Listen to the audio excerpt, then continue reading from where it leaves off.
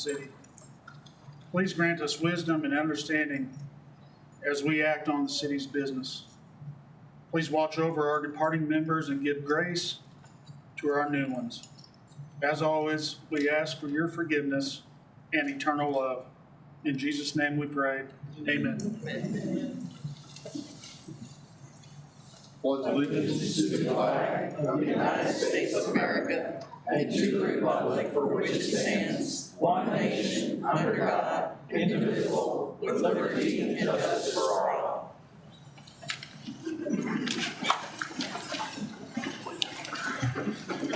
Again, thank you for being here. We do have some open seats kind of sprinkled around, so if individuals need a seat, we apologize, but have a nice problem to have nice attendance, and I know this is a fun night for families. Thank you very much. But we'll go ahead and call the first meeting, which is the last meeting of the current council, to order, and we'll do a roll call. Allers. Present. Deacon. Here. Hensley. Present. Lester. Here. Mealy. Present. Schwartz. Here. Spencer. Here. Spicer. Present. Wiseman. Present. Wright. Present. We have a quorum. All right. Next item is adoption of the agenda, item 3. So moved. We got a motion and a second. All in favor? Say aye. Aye. Any opposed? All right. Takes us to miscellaneous agenda items. I'm not aware of any. Takes us to opportunity for public comment. And we do not have anybody signed up for meeting 1. We do have your names for meeting 2, so we'll do that at the appropriate time. It takes us to item 6A, public hearings on 2023-095. An ordinance of the city of Jefferson, Missouri approving a preliminary PUD plan for a 10-unit apartment building for property addressed as 1235 Trade Center Parkway. Right, I'm going to go to Mr. Smith. I think we discussed in the pre-meeting, there will not be action on this tonight. We'll readdress it at the second meeting, but we're anticipating doing another public hearing on May 6th, and then there more than likely council will act at that time. So, Mr. Smith. All right, thank you, Mr. Mayor. Yeah, so I do have a quick presentation, and since we will be doing this at May 6th, I'll be fairly brief, and if there's any questions, I'd be happy to answer that at the end. This is a PUD plan for a 10-unit apartment building. Location is on the east side of Trade Center Parkway, south side of Old Lodeman Road. The site plan here in the packet shows basically a kind of a townhouse style development with appropriate parking for the 10 units and street trees along the frontage road. Sidewalk will also be installed as part of that development. Facade of it will be generally brick veneer with siding. You can see some of the detailing there on the bottom of the front, depicting the separate entrances. And this is a PUD plan, so it did go through Planning and Zoning Commission and was voted approval by unanimous vote. PUD plan is a necessary step after that approval is done. It essentially approves the use of the property for multifamily and the site plan and layout. The next step after that would be for submittal of building and site construction plan. So this is across the street actually from another one that you'll be seeing in the near future, Stronghold Landing, which was in front of council within the last 6 months for a recommendation for approval of a LIHTC application. So we do have quite a few multifamily development activity in this area, which is encouraging.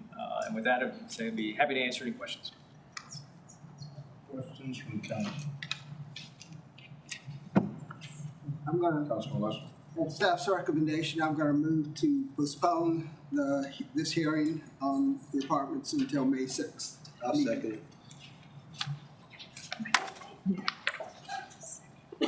Roll call, or sorry, not a roll call, voice All right, vote. we've got a motion to go ahead and postpone that. We did not have anybody signed up to speak on it tonight, so everyone will have the opportunity to speak on May the 6th. So the motion before you is to postpone action on this issue until May the 6th. We've got a second. We'll do a roll call vote. Allers. Yes. Deacon. Aye. Hensley. Aye. Lester. Aye. Mealy. Aye. Schwartz. Spencer. Aye. Spicer. Aye. Wiseman. Aye. Wright. Aye. Motion is approved. All right. No appointments by the mayor, no presentation from staff. I don't anticipate. Are there any committee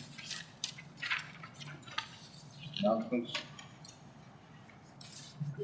No, I was waiting for the consent, I was getting ready for the consent agenda. We're going to. Councilman Hensley. Thank you. From the Finance Committee, if I could say a couple words. I just want to take one more opportunity to thank Sheila Perry and Margie Mueller, who both served as Finance Director during my time on council, for their excellent leadership.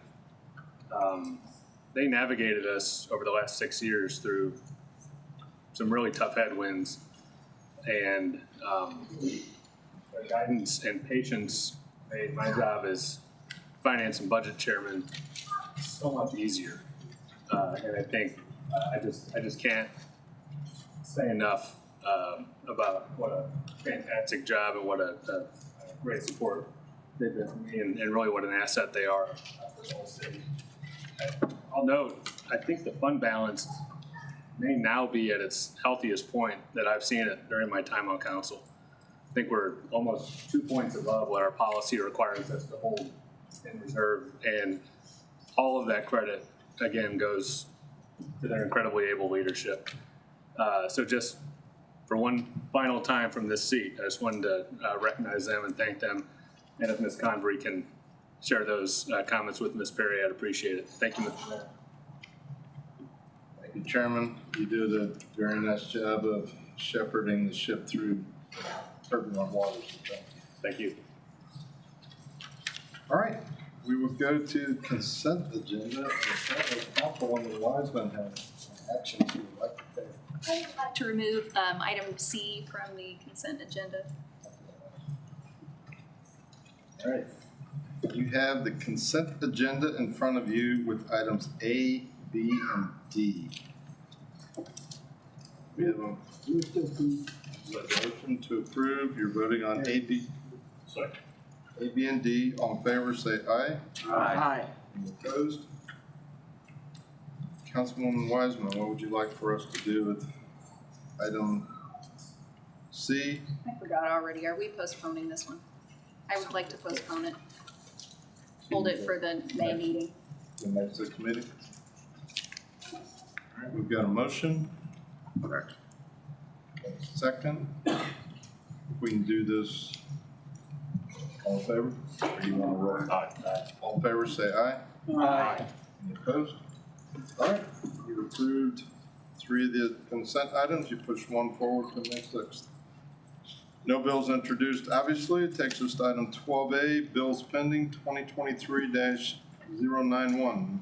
An ordinance of the City of Jefferson, Missouri, authorizing the mayor and city clerk to execute an agreement with Corrective Asphalt Materials in the amount of $215,975.38 for the 2024 street seal coating project. Thank you. As the clerk indicated, this is a contract with Corrective Asphalt, and it's for seal coating our streets that were overlain basically last year. The goal is to extend the life of those overlays into the future, and we've been doing this the last several years and have had good luck with it. We piggyback actually on a contract through Moberly, which is common for us to do on this particular contract. And so the list was approved by the recommended by the Public Works and Planning Committee at their last meeting, I believe, and I'd be happy to answer any questions. You have 2023-091 in front of you. We'll do a roll call vote. Deegan. Aye. Hensley. Aye. Lester. Aye. Neely. Aye. Schwartz. Aye. Spencer. Aye. Spicer. Aye. Wiseman. Aye. Wright. Aye. Allers. Aye. Bill passes. All right, thanks. 2023-092. An ordinance of the City of Jefferson, Missouri, authorizing the mayor and city clerk to execute an agreement with Premier Demolition in the amount of $305,118.50 for the demolition of 210 Monroe Street project. Mr. Maresh. Thank you. As everybody's aware, we had purchased the old News Tribune building in this location, and the plan was to demolish that to make way for future parking and et cetera improvements. We bid the contract to demo the building, and it's just a little over $300,000. with Premier. Premier's done work for the city in the past and done a good job, and we anticipate this contract would go here after a session. So, happy to answer any questions. All right, you've got 2023-092 in front of you for a roll call. Hensley, Aye. Lester, Aye. Mealy, Aye. Schwartz, Spencer, Aye. Spicer, Aye. Wiseman, Aye. Wright, Aye. Allers, Aye. Deacon. Bill passes. All right, 2023-093. An ordinance of the city of Jefferson, Missouri designating 612 East McCarty Street as a local historic landmark. Mr. Smith. Yes, thank you, Mr. Mayor. As stated, this bill would designate property 612 East McCarty Street as a local landmark. Per our historic preservation codes, there are 9 standards for being able to designate a property as a local landmark. Upon evaluation of the application by our staff and as voted by the Historic Preservation Commission, this property was found to meet 4 of those 9 standards. The HPC did review the application and the staff information that was presented and did vote to approve it as a as a landmark and designate it as a local landmark. Just a little about the application and the property itself. So it was submitted by the owners, Stacy and Glenn Mundy. The HPC did vote on that at March 12th. The property itself, if we can go to that, this is kind of a street view of the front and the rear of the property. It was originally the site itself of the Parker and Thomas subdivision. It's estimated that the building was constructed by Chester Crandall in 1908. And he was a local tailor and a merchant. This is some of the history that was presented with the packet. I won't go through all of that. If you're interested, you can kind of read through that. The site itself and the building is a rectangular shaped 1.5-story brick house with Queen Anne influences, a pyramidal hipped asphalt shingle roof, and a limestone foundation. The area was actually originally is now part of the School Street Local Historic District, but originally it was known as Cottage Park. And some of these photos you can see there are from that original location. It was a recreational area with ball fields and open space near Weir's Creek. We're going to be happy to answer any questions on that. And I think maybe the owners are here as well. No, they are not. So be happy to answer any questions on that. Any questions on 2023-093, Mr. Thompson? Thank you. Not so much a question, but I just want to compliment our Public Works Commission for all of the work they do in reviewing these applications, and then to staff, especially Rachel Sensi, that oversees those meetings. She does a great job with that. So thanks for all the work. All right, seeing no other questions, we're going to need a roll call vote. You're voting on 2023-093. Lester, Aye. Mealy, Aye. Schwartz, Aye. Spencer, Aye. Spicer, Aye. Wiseman, Aye. Wright, Aye. Allers, Aye. Deacon, Aye. Hensley. Aye. Bill passes. All right, takes us to 2023-094. An ordinance amending Chapter 26A-20 of the City Code regarding purchasing and finance. Mr. Mullen.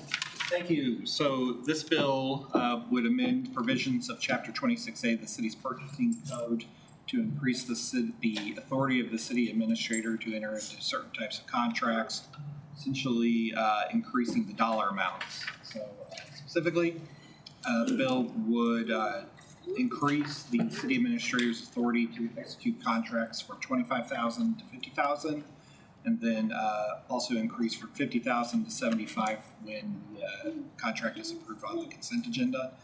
The bill would also increase the amounts of leases from value of leases from $25,000 to $50,000, and it would also increase purchases of real estate from $10,000 to $20,000.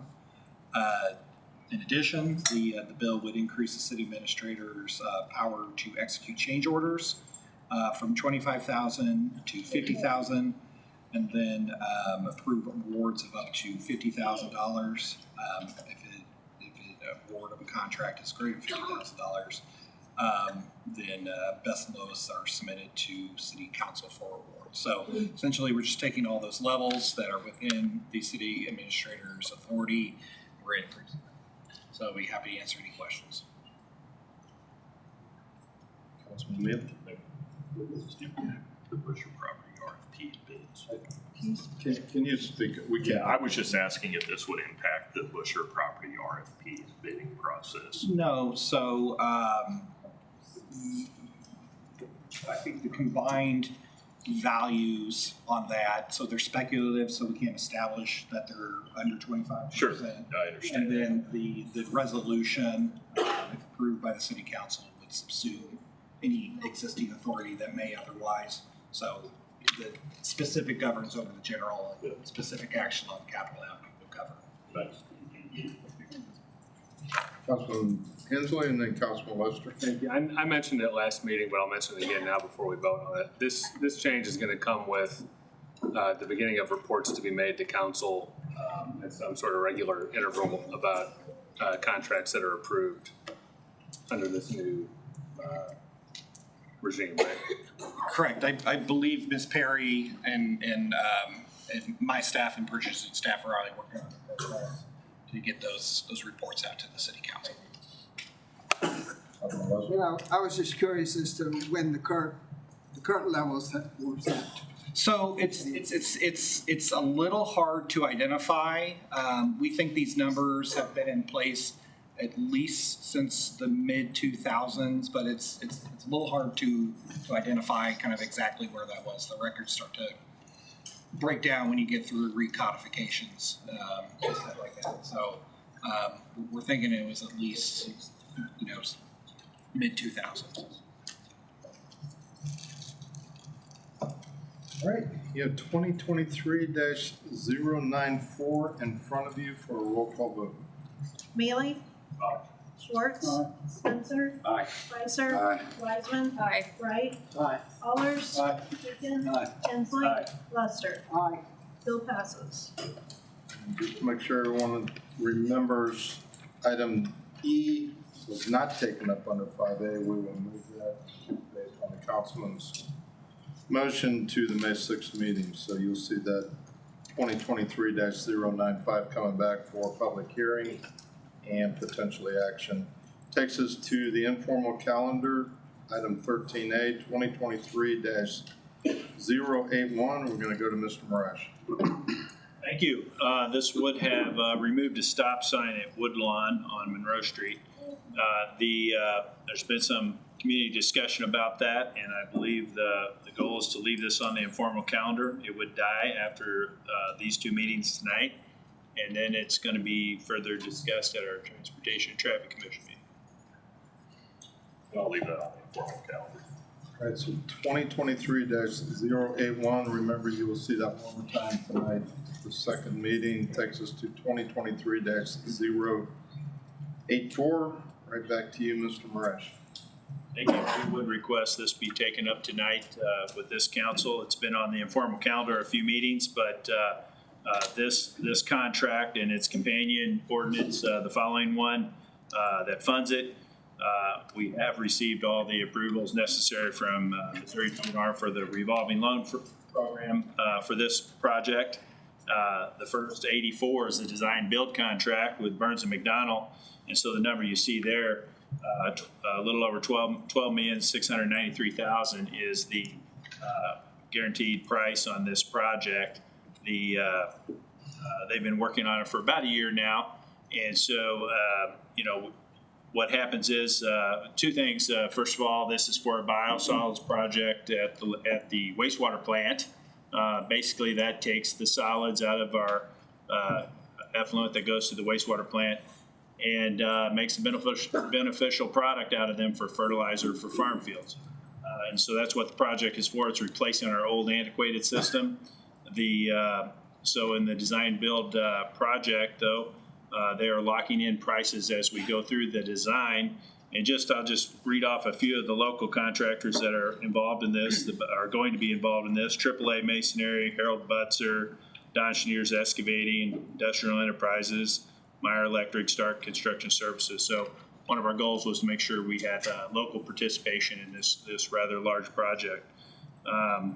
Be happy to answer any questions about it, but I could go on to the next one if you'd like and go ahead and describe that since we're talking about it. We'll go ahead and dispose of this one. We'll come back to it. You've got 2023-084. Any discussion? Recommendation is, well, council will go ahead and push this forward, so do a roll call vote. Schwartz. Aye. Spencer. Aye. Spicer. Aye. Wiseman. Wright. Aye. Allers. Aye. Deacon. Aye. Hensley. Aye. Lester. Aye. Neely. Abstain. Bill passes. Right, then we'll go to 2023-085, and I know that relates to it, so Mr. Meyer. Yeah, certainly. This is the one of the more important parts as well, is to actually fund that project. But you can see the cost differential. This one's a little over $14,285,000. The difference is it also pays for the initial design, getting the design started with Burns & McDonnell. Basically, we went through the DNR process to get a state revolving fund on this project. The reason why is we can get a very beneficial interest rate. We'd estimated around 2%. We ended up with about 1.7%, so that's really great. And what that does is it reduced our closing cost from about $350,000 to about $185,000. We've reduced our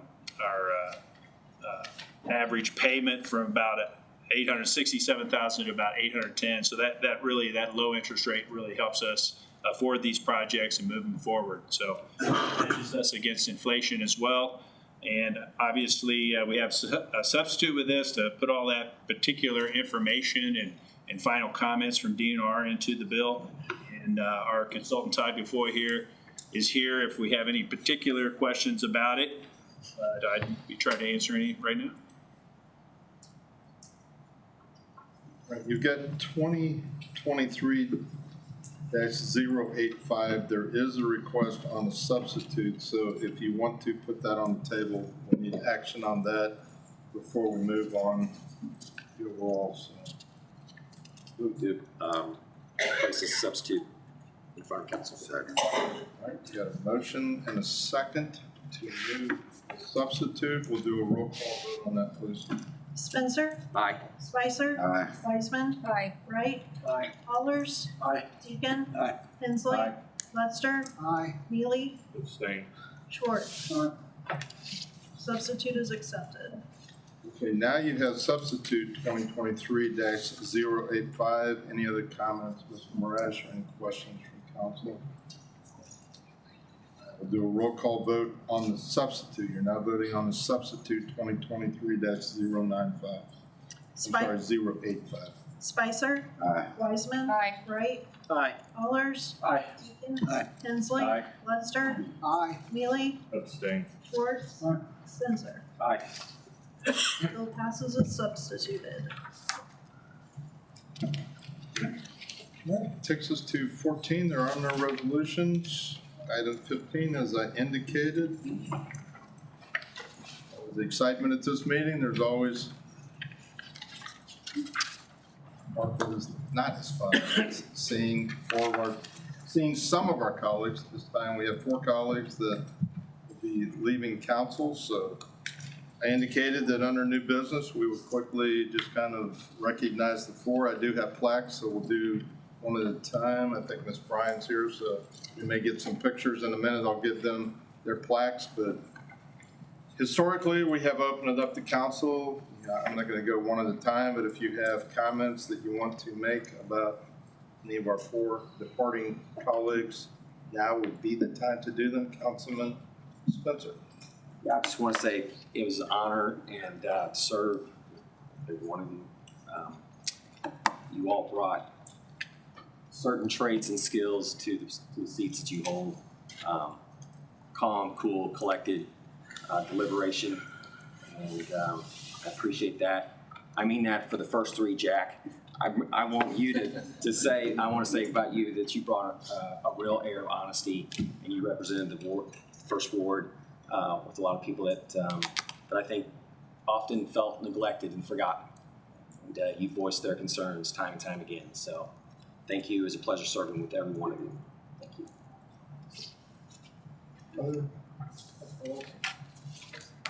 It's been an honor sitting to Councilman Wiseman, offers the most anticipated and popular motions. And I really appreciate John Hensley serving with you and your leadership with the budget. And I really appreciate your mentorship and working with me on the budget and things that we disagreed but could work out. And also, I remember a time when couldn't vote for one of my bills. You gave me sound advice about that bill. And more likely that it would pass, so I appreciate that. Thank you. Hey, Jack, we've served more than 21 years, yeah, together. monthly. Yeah, sitting next to each other, and we disagreed a lot. Mostly, but I know your heart's always been right. Never got angry. No, just thought you were dumb as a post sometimes. Didn't meet you. That's the honesty I'm referencing. Councilman Schwartz had a comment. Yeah, I want to thank all of you. I didn't know many of you showing up here. People sometimes ask me what I do for a living. I said, well, I'm two of the three most hated things in the world. I'm a lobbyist and politician. I said, but I'm not a lawyer. And John Hensley has decided that he wanted to get out of being all three. And so I became friends with my counterpart from the 5th, John. I've got them on Erin. We're losing some real strong advocates for our city, and Randy and Jack. I'm married to Jack's niece, so I'm going to be seeing Jack. But thank you all for what you did. Actually, it's been a pleasure working with you guys. I mean, I hate to see you all go, but I know, continue to move the city forward, but really appreciate all y'all's hard work. Thank you. Councilman Miller. Thank you. I just want to echo the sentiments and say thank you. It's not too many people that get up in the role to serve their citizens, and that's an honorable thing to do, and so I appreciate you. So thank you. Councilman Heller. I've said this privately to Councilman Hensley and all that getting to sit here for a year, how much I've appreciated how cool and calm he remains, and his answers, or if we ask him questions, how well thought out and how meaningful they are. And I told him I hope I can emulate him in times, that I've just seen how he sits over there and takes it all in, and then always seems to be the right demeanor and the right calmness in a situation. And it's happened a couple times here, and I appreciate that.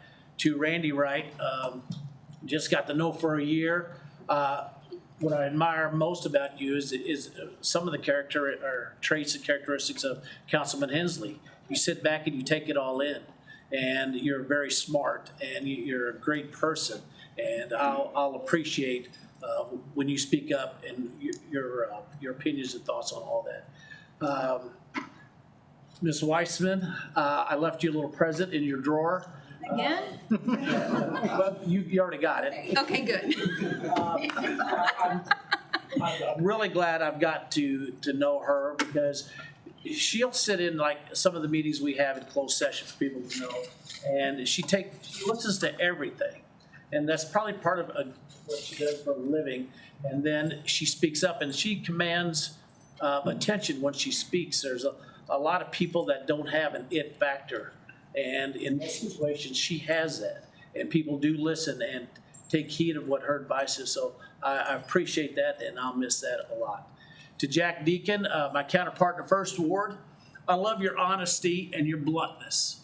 Sometimes people will take it and think of it as hatred and all that. But there are times when you need to be told absolutely what's on your mind and the truth, and it doesn't mean he's out against anyone. Those are his thoughts, and I think sometimes in the public, our thoughts are taken as it's meant to demean someone and all that. And I can tell from knowing Jack for the while I have that it's never the issue. He wants as much for this city to be the shining city on the hill, like Ronald Reagan said, and he's worked and tried to do that. So I appreciate everything, Jack, and I look forward to seeing you at Norm the Barber's. All right, I'll make my comments, I'll go down the line, and then what I'd like to do is have council come up, get one more opportunity to blade. I'm gonna call each individual up and I'll come down front, I'll present the plaque to the 4 outgoing, we'll just go down the line, so we'll do it by ward. It's up to us. Will it be a moment sort of for moments of personal privilege after we do that? For the outgoing members, if we have any comments? I would prefer to do it now if you'd like. Yeah. First of all, I thank you guys all for the last 8 years. I'm gonna cry and I'm sorry. This has been half of my career is what I realized today, so thanks for the math. Jeez. Anyway, I'm gonna go back to my notes here while I cry. First of all, thank you, Ken, to my husband. You've been there through, I think, all of the 8 years in some support fashion or other, and so I appreciate that. Thank you to my family, all of the Ward 3 constituents, all the citizens and the workers of Jefferson City, people who come here to work, shop, and stay, everybody who interacts with the city. The staff, the FOP, the fire union, and all the council members I've served with. So I got to counting, and it turns out I've served with 23 council members, including 2 mayors, 3 planning and protective service directors, 2 chief of police, 2 parks directors, 2 city administrators, 2 finance directors. I think it was 2 legal counsels. I think we hired you. God, that was so long ago. 2 clerks, but the mats have remained the same. And we just haven't hired an HR director yet. This job has been challenging and fun, and I've enjoyed getting to know so much about how our town works and getting to know constituents and other members of the city. I've appreciated all the advice, constructive or not so constructive maybe, that I've received along the way from so many of you. The most difficult things were some of the decisions we had to make. None of them were easy, and some of them I didn't like, or maybe I voted while holding my nose. I tried to make the best decisions for Ward 3, and when it was best for the city. Thank you all for this opportunity to serve. And on this council, we all have different gifts. And I feel like each of my colleagues, constituents, and staff have challenged me each meeting to be better. And I appreciate your kind words as I've wound down this term. And I hope you know how much I cherish each of you and your gifts, even when we don't agree. I'm particularly gonna miss my third ward councilman over there. We've had a lot of great times over the last couple years, and I do appreciate your work in the 3rd Ward. West is best, as Ken Hussey would say. The one thing I worry about the council moving forward, though, is if your meetings will ever end. Sometime in my first year, I was designated the job to adjourn meetings. Good luck finding someone who knows just the right time to make that motion. Or more recently, for Councilman Schwartz to ask me if my comment was a motion. To that end, can I make my motion now? Not quite yet. I will come back to you. That's what Deacon. All I can say is I love this town. I never wanted to be a politician. I didn't want to be on council. I just want to fix the streets. And I found it's more than just saying fix the streets. I mean, you got to find money and find the will to fix the main streets, and everybody else's streets breaking up in the neighborhoods, and nobody really wants to take a deep breath and say, well, I ought to sacrifice the main streets. So, yeah, it's a hard, when 70% is going to salaries, there's not much money left over to do what you want. But And this town's got so much going for it. People don't realize what a jewel it is. I can't say enough how much I appreciate the town and the government for just allowing me to be who I am in this town. It's been unique. Even though I grew up here, I still love it. Councilman Wright. Well, it's been a wild ride over the last year, but I greatly appreciate everybody who's, including all of you all who have supported me along the way. It's been a great learning experience, and I've enjoyed it. Just enjoyed the heck out of it. And I don't think this is the end. I know, it's a new chapter, but I'm going to be looking forward to new opportunities to serve the city in the future. And I want to thank everybody that supported me and my campaign. And I really enjoyed serving the Fourth Ward and the city of Jefferson, all citizens, and moving this city. Thank you very much. Well, Aaron did a lot more counting than I did. I did count up I think I've served with 17 council colleagues and served under 2 mayors.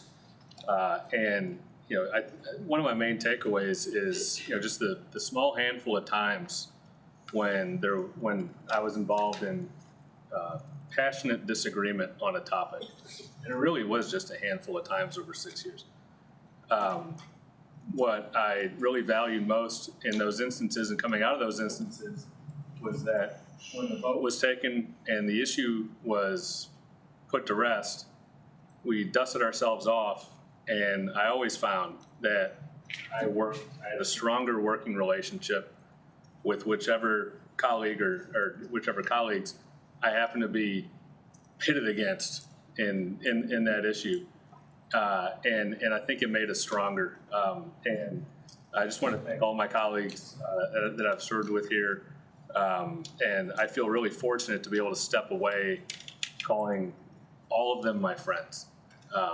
It means a lot to me. I'd like to thank also all my neighbors in the 5th Ward for trusting me in this seat. Melissa and I moved here as adults. Still, the only family we have here is the family we've made. And I showed up at most front doors as a stranger in 2018.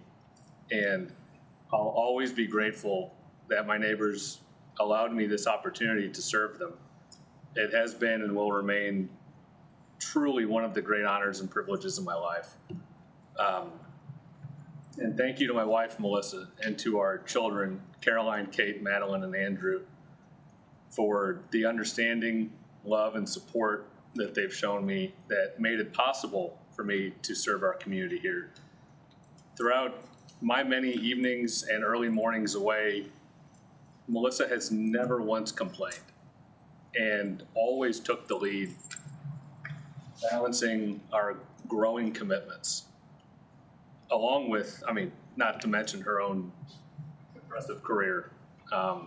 And I am forever in their debt for the grace that they've shown me, and my heart is really happy that I'll be able to be around more now. 6 years sitting here feels like the blink of an eye right now, and I feel like it was barely enough time to learn a fraction of what I needed to know and to accomplish an even smaller fraction of what I felt like I needed to get done. So as I step away now and become one of your constituents, I join with all of our neighbors in trusting the next council to work together on the most pressing issues affecting our entire community. And I look forward to your great success. Thank you all for your friendship, for your commitment to the city. Thank you, Mr. Mayor. Thank you. I'll make my comments. I'll try to make them brief. I know we've got a lot of work left to do, but Councilman Deacon, thanks for stepping up. It's been a pleasure to work with you. I didn't really know you really well till you come on, so it's been a privilege to get to know you over the last couple of years. I think Councilman Allers and others have said, we appreciate. I think people in this community understand that politics is a full contact sport, and especially during the campaign season. Things get said, we don't always agree with everything, but once we figure out who's gonna be the players, we all work together. Everybody, everybody I've had the privilege of working with, the ultimate goal has been what's best for Jefferson City, and you've always presented that, and thank you very much. Councilman Wiseman, when I came in, I had the privilege of sitting where Councilman Wright is. So I spent 6 years sitting by Councilman Wiseman and 5 years sitting by Councilman Hensley. Councilman Henry sat there the first year, and they were great mentors to me. You know, I would make my comments and I'd hear, ooh, I go, uh-oh. May have veered off topic a little bit, or that was, but they were always good, and I could look to them and say, you know, what do you think about this? And they were always good counsel. And, you know, I appreciate Councilwoman Wiseman. I mean, you have been a great friend. We have agreed on a lot of things. We've disagreed on a few, but we've always been friends. We've talked it through, and I think as Councilman Hensley indicated, next issue is next issue. It's a clean slate. We start over, and I think that's the way it ought to be. So I appreciated so much your guidance in the early days when, I mean, we all come out with a passion. We say things, and you look at it and say, you know, probably could have said that better, but passion is, and you were always there to say, yeah, you probably could have said that a little better, but we'll move on. But thank you very much. I mean, we're going to absolutely miss you. I think I saw Councilwoman-elect Young come through. You have a massive responsibility because we always look to that seat for adjournment. So if you accept to take that challenge on, we'll be looking to you too. And I know that we had a signal, but some days we probably should please adjourn us. Councilman Wright, I mean, you're sitting in the seat that I had at one point. You come in when I became mayor. So, such a privilege to represent the 4th Ward, and I know you did it with honor. It's been a short time, it's only been a year, but you've made the mark on both council and on that ward. You always looked out for the people of the 4th Ward, but you always took it to the level of, we gotta look out for the city too. And I think I talked to one of the incoming council members today that the challenge is knowing what issues are important to your ward that you gotta go to battle for, and what's citywide that you have to realize this is how it impacts our ward, but it also impacts the city, and you always did a great job of balancing that. Thank you. And Councilman Hensley, man, I don't know where to start. We've had a great history over 5 years. We see each other at the Capitol. I mean, I have immense respect for your talent. I wasn't real happy when you shared the news that you were not gonna file, but we have been very fortunate that I think your ward bubbled up and got us a great candidate that's gonna just carry on the types of work that you did. So I'm very excited about that. But again, as I would look to my left and see Councilwoman Wiseman, I look to my right and Councilman Hensley and I talked a lot on budget issues, things going on, issues that we and put myself in as a member of council, we take very serious, and I really did appreciate your counsel. Probably to my detriment, I didn't always listen to your counsel, but yeah, I think we did, and you did, some great things for the city, and that's the important thing. So as excited we are to see new people, and you know, change is good. It's tough to see friends leave, so thank you. I will end there, and Councilman Deacon and I may make our way this way, and then we'll do a picture very quickly as I give the plaque to Councilman Deacon. I'm sorry.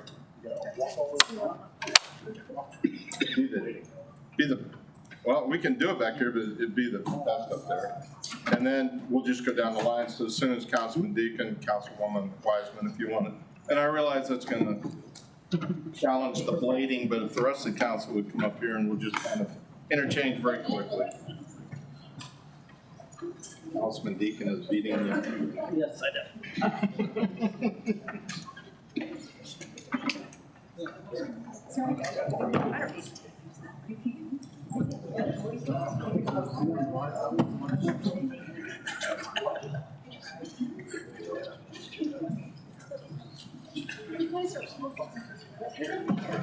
You're taking pictures. You're taking pictures. Squeeze it. All right, I'll read it. I think they're all the same, but it basically just says the name of the council in recognition of outstanding service to the people of the city of Jefferson, gives the years of service, and then from the city. So, Councilman, thank you.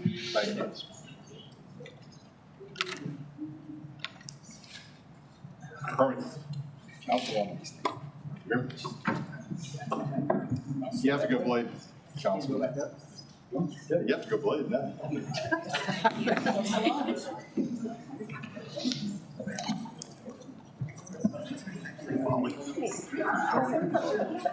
You know how to smile. I'm sorry. Oh, wait. Jack, hurry up. I'm trying. I cut you all off anyway. He's got people. He's got people. Cut them off anyway. All right. Now you're. I looked away. You want to do another one? Sure. Now you're a tiger.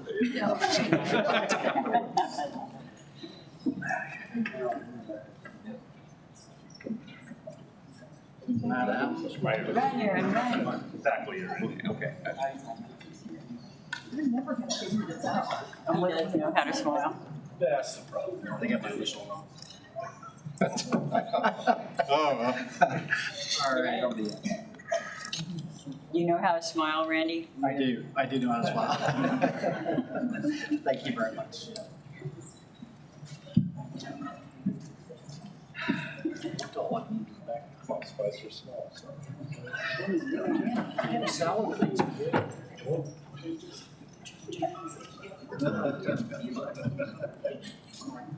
God, I hope you can enjoy them. You guys are good. we got it. Yeah. I think that's it.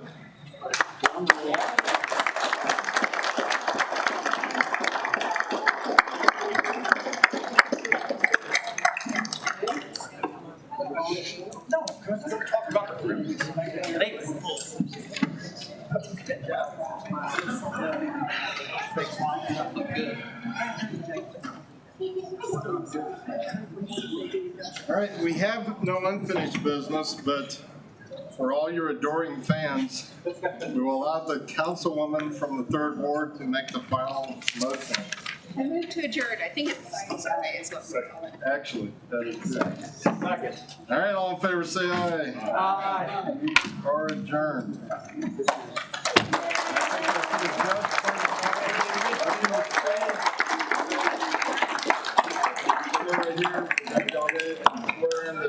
New members, and then we'll take a 10-minute break in case family and others want to do pictures.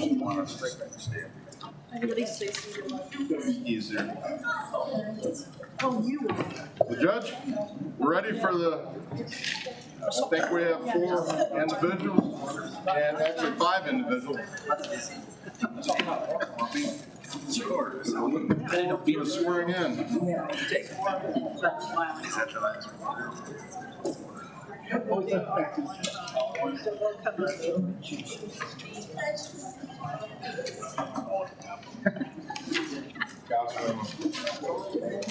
All of it is still intact. Jack, get your name, please. I've got so many of those things. Yeah, if we can have all the new members come on up.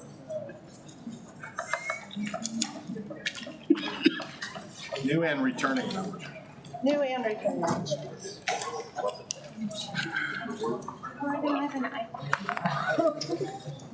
A lot of pressure.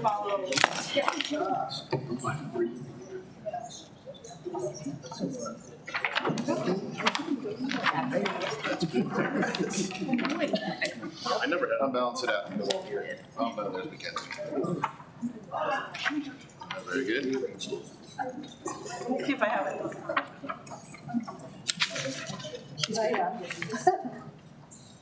Okay. You guys. And your heart.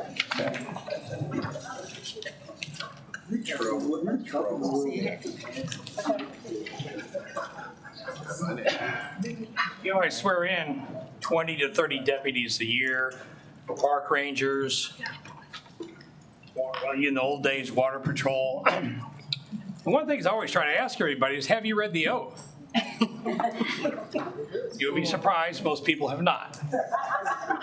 They probably didn't listen the day they got married or any other day they got sworn in. But I always ask everybody to take a second and think about the oath that you're taking.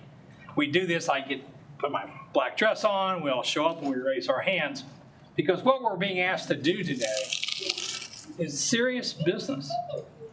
So I ask that, there'll be no test. The law enforcement officers, I give a test. And the one I train in the academy, I teach at the academy, they do okay. The rest of them, you'd be scared.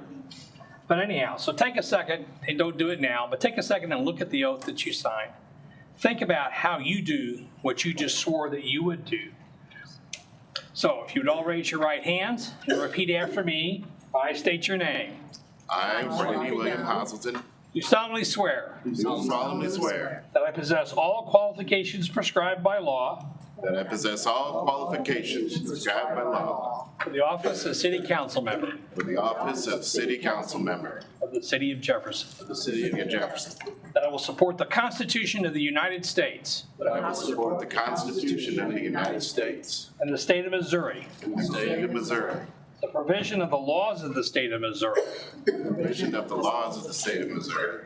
The Charter of the City of Jefferson, Missouri. The Charter of the City of Jefferson, Missouri. And all ordinances of the city. And all ordinance of the city. And will faithfully demean myself in office. I will faithfully demean myself in office. Congratulations.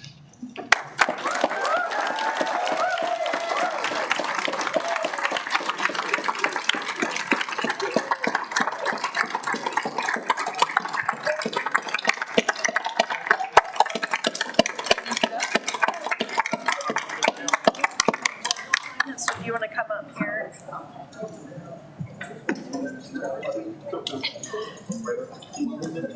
Sign your name. I thought you were getting ready to show me something.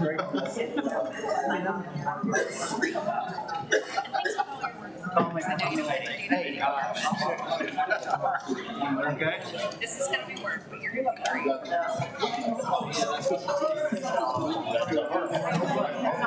Took my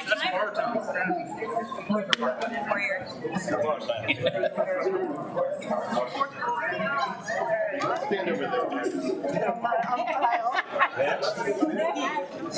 Andy's right there. All right. Assume you know how to sign your name. very carefully. Okay.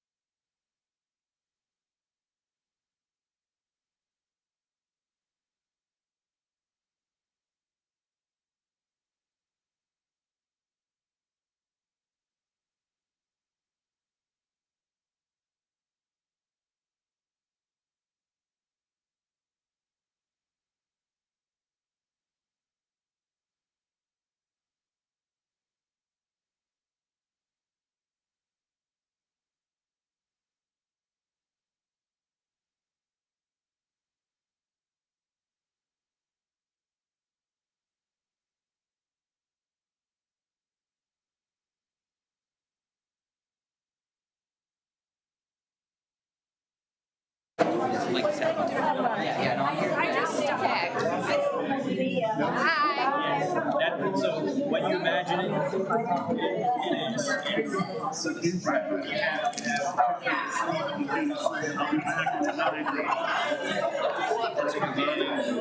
voting for you. She's losing 82. Oh, she went in if you run. Okay.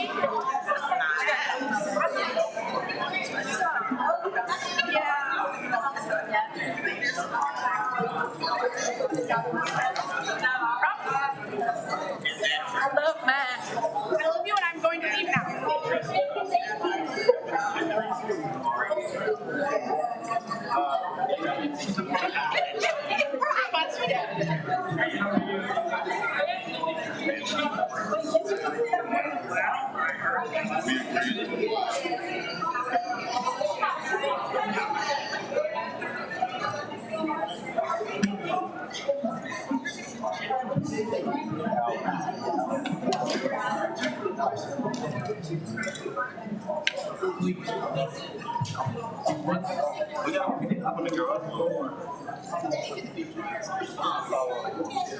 Councilman Michael, did you get flowers?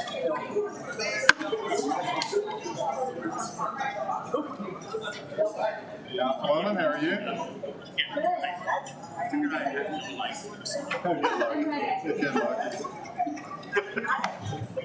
Good luck. You made the change. Yeah, I'm gonna mention it when we go. Yep. But it's just one, correct? Not both. So she's on Board of Adjustment.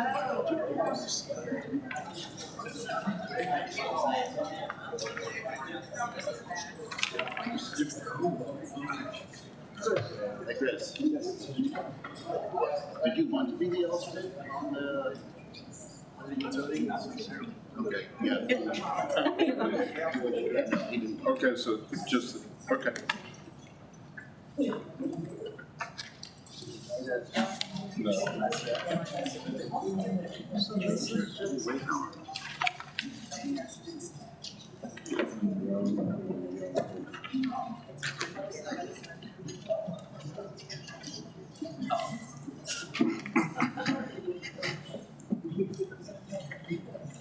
Might fail me, so.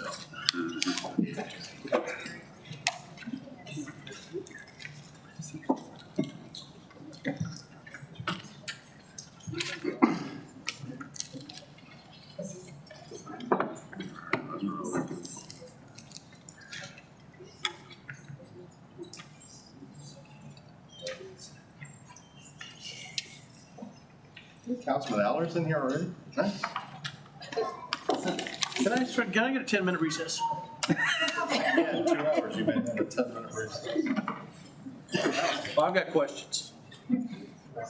You get 3 a night, you've already used 4. All right, I'm gonna go ahead and call it to order. Do a roll call.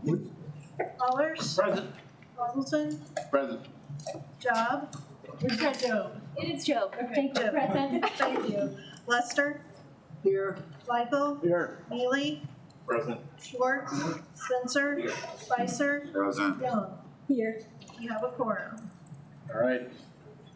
Councilman Hazelton, welcome. Councilman Young, welcome. Michael, welcome. Councilwoman Joe, welcome. You have big shoes to fill, but I have no doubts that you can fill them. Do it your way. You've watched this process. I know that all of you have been here at prior council meetings, so we look forward to the interchange. Change is good. We appreciate that. I gave Councilman Michael a hard time. I didn't know if those were your flowers or his. He said they didn't match his size. So. And as I indicated, I mean, there's a lot of weight on the last item on the agenda, so you'll have to decide. I mean, Councilwoman Wiseman, you kind of picked it up for us. So kind of that. So you decide if you want to do that. Welcome to everybody, and obviously Councilman Lester, congratulations for coming back. And these 5 guys over here I've seen before, so I think we got a good team. So the community did as well. Looking forward to working together. And thank you very much. The first item that you will get to vote on is adoption of the agenda. Second. All right, all in favor? Aye. Any opposed? All right, another exciting position. Councilman Inslee filled this role amazingly last year. He worked very closely with me. The first official item is nomination for election of President Pro Tem. So I will entertain motions for that position. I would motion that Councilman Miller. Councilman Lester fill that position. Second. All right, we got a motion and a second. Are there any other nominations? All in favor? Aye. Any opposed? Councilman, congratulations. Look forward to working with you. All right, the next item, item 5, is nominations and election for some of our key spots. We do them a little bit different, but this one, we need to have formal action. So planning and zoning representative, you elect a permanent and an alternate. So the names that are being proposed are Councilman Hoselton as the representative, I'm sorry. Planning and zoning for Oswaldson. Yes, for planning and zoning, I'm sorry. And Young. Young is the alternate. for, Is what they just. but it shows up here, but it's for alternate for planning and zoning. Is that, am I reading it The accurate? planning and zoning representative, will be picked, and then a board of adjustment alternate, or.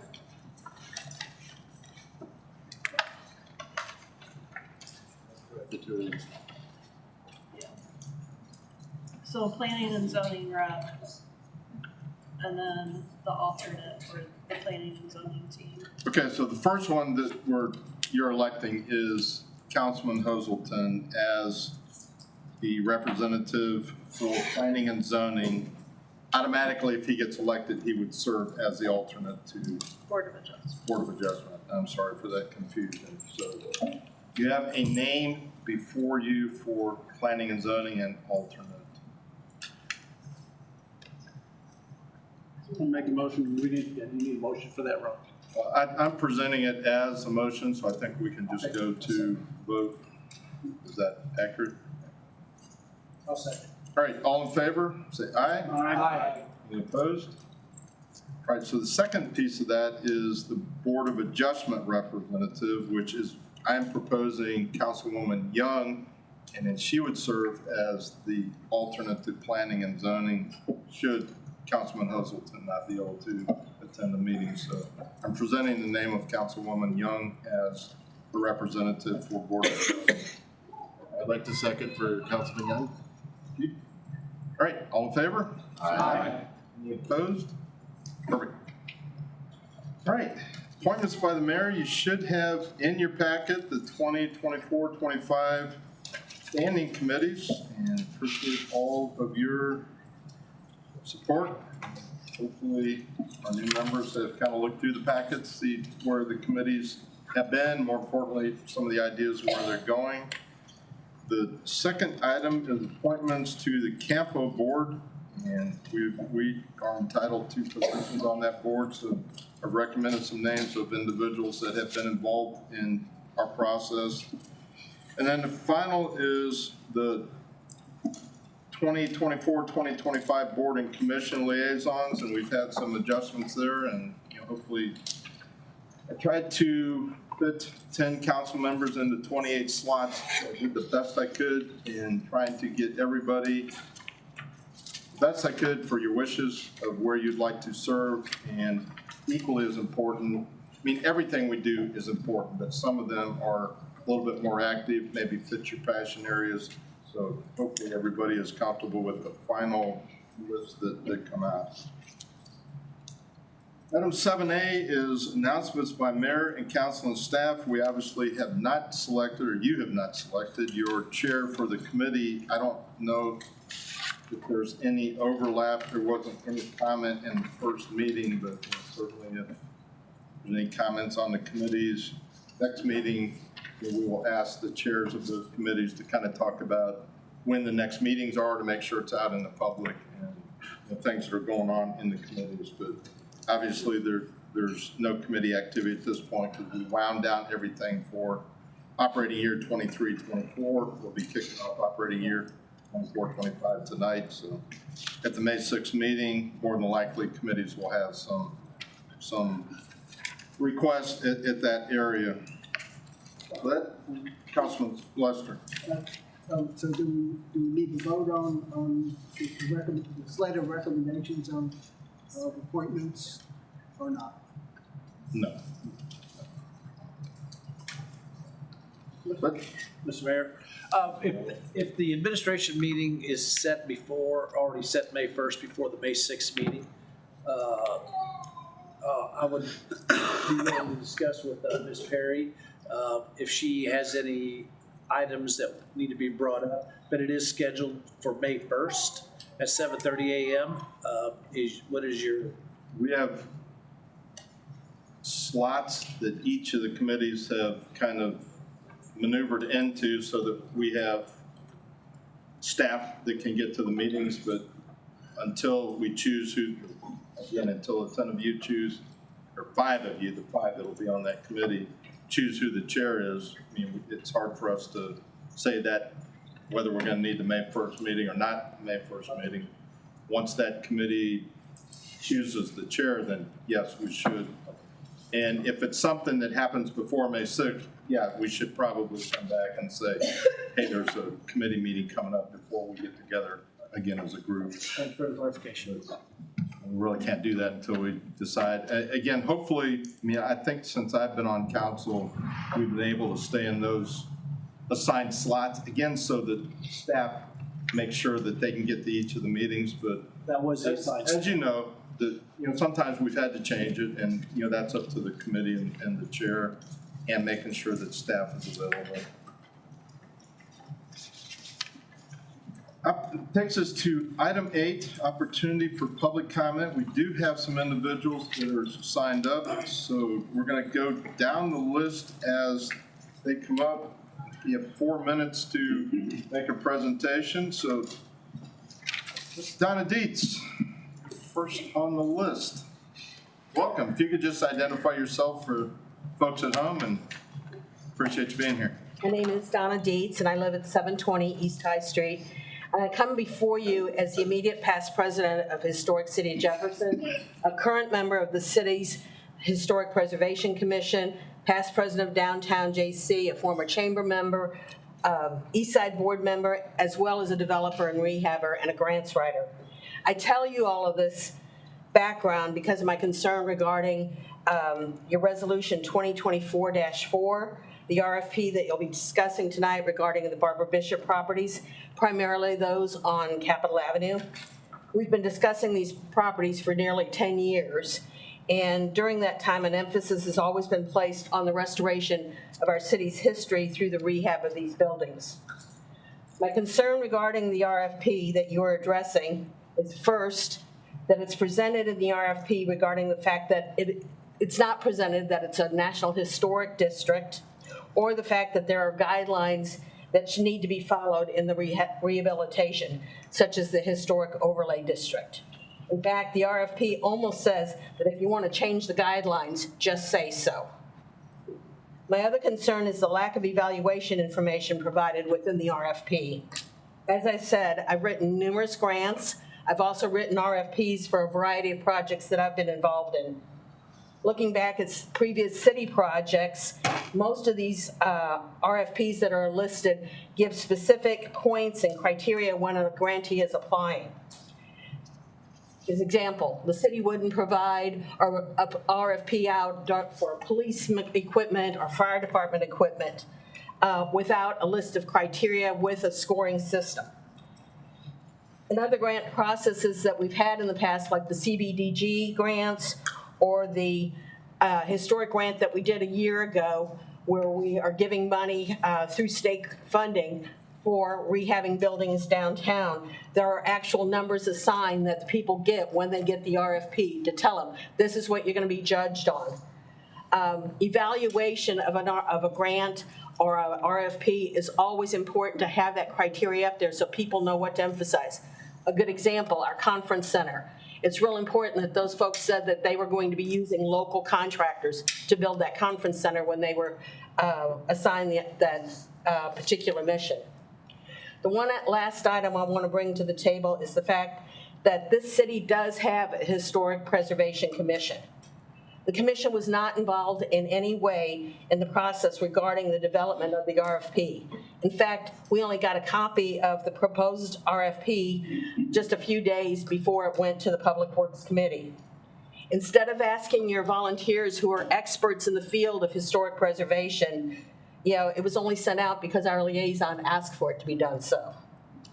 I think the RFP needs to be reworked in order to make it the best possible means of preserving our stories and creating a community benefit through restoration, not just of the buildings, but the tax and the income that's going to come from all of those buildings that can be rehabbed. Thank you. Thank you very much. And I apologize, Steve.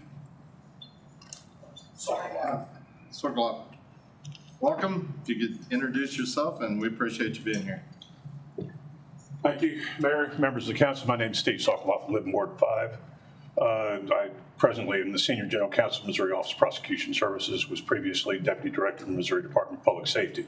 But I'm here as just as an interested citizen and would urge the council to reconsider the RFP with regard to the Capitol Avenue property rehabilitation so as to give priority and preference to those who are going to restore those properties and to those, although I recognize the people who signed the original RFPs, the guarantees for those buildings, who put up not an insignificant amount of money as escrow to ensure that the properties were not demolished initially, that they in the scoring, that they be given some consideration for their advancement of those funds to assure that those properties were not demolished when they were initially acquired. And I would just urge that the RP be readjusted to provide those kinds of preferences in the score. Thank you.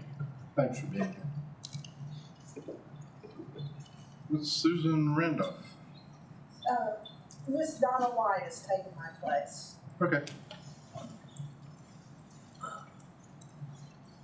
Welcome. You could just identify yourself for folks at home. My name is Donna White, and I'm a member of Ward 4.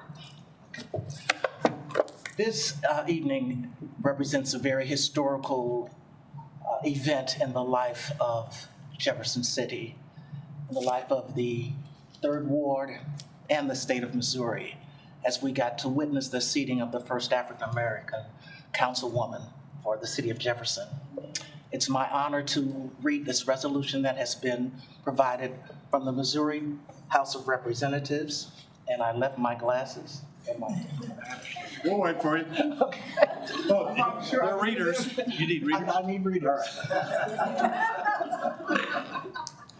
Thank you. Okay. Missouri House of Representatives resolution. Whereas the members of the Missouri House of Representatives pause to recognize an outstanding Missouri citizen who has long distinguished herself as a leader of her community. And whereas Trika Nicole King Young is to be commended for becoming the first African-American woman elected to this Jefferson City Council. And now therefore be it resolved that we, the members of the Missouri House of Representatives, 102nd General Assembly, join in extending our most hearty congratulations to Trika Nicole King Young at this proud moment of well-deserved distinction. And be it further resolved that the Chief Clerk of the Missouri House of Representatives be instructed to prepare a properly inscribed copy of this resolution for Trika Nicole King Young as a mark of our esteem for her. Offered by Representative Crystal Quaid, Minority Floor Leader, District Number 132, Representative Marlene Terry, Missouri Legislative Black Caucus Chair, District Number 66, I, Dean Plotcher, Speaker of the House of Representatives, 102nd General Assembly, second regular session, do certify that the above is a true and correct copy of House Resolution Number 5475, adopted April 15, 2024. Dean Plotcher, Speaker. That's quite an honor. That's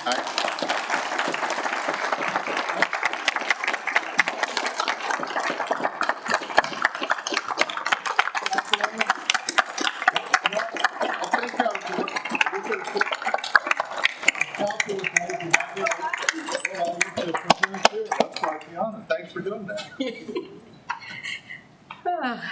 That was a surprise.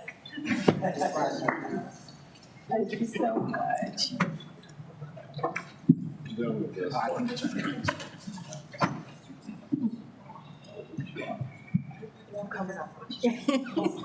This is one of the most important things for us, I believe.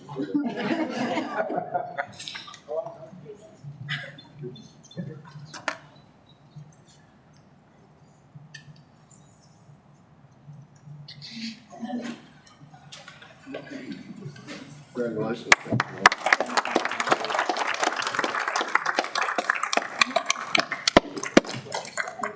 We don't give you a speech, but that is quite an honor. I know they don't just hand those out, so congratulations. That's honor.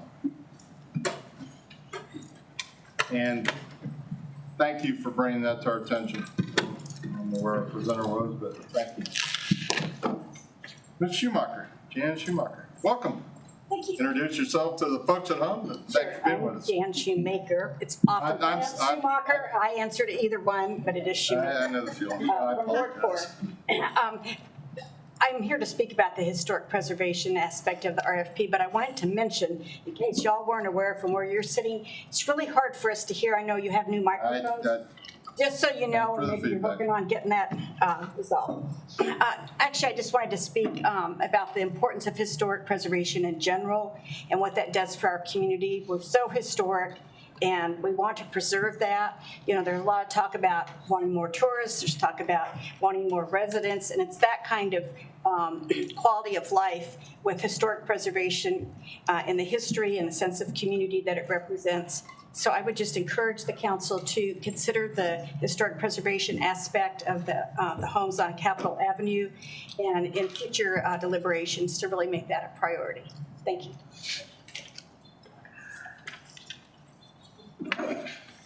Jenny Smith. Welcome. You just identify yourself, obviously, for the folks at home. Good evening, everybody. I'm Jenny Smith. I'm in Ward 5. And first I want to say congratulations to all of you, and particularly to the voters in Ward 3 that elected our first African-American woman, so we're very proud. So, I'm here to also talk about the RFP on Capitol Avenue. A journey was started like 10, 15 years ago to address the blight on Capitol Avenue Historic District. Eventually, there came to be 27 buildings in a 4-block area that were on the city's abandoned building registry.